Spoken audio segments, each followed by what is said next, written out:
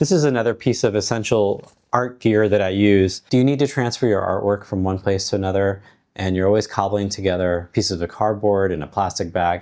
Check out the Blick Essentials Folding Portfolio. I use this to carry my unframed artwork back and forth between home and my studio.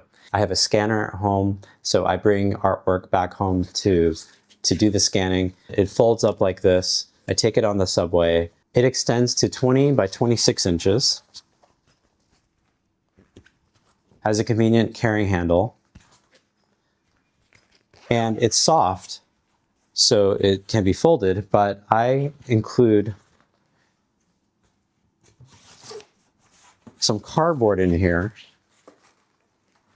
and that helps to provide some rigidity for my artwork. Typically, I'm carrying unframed artworks. Again, it's artworks that I need to bring home to scan.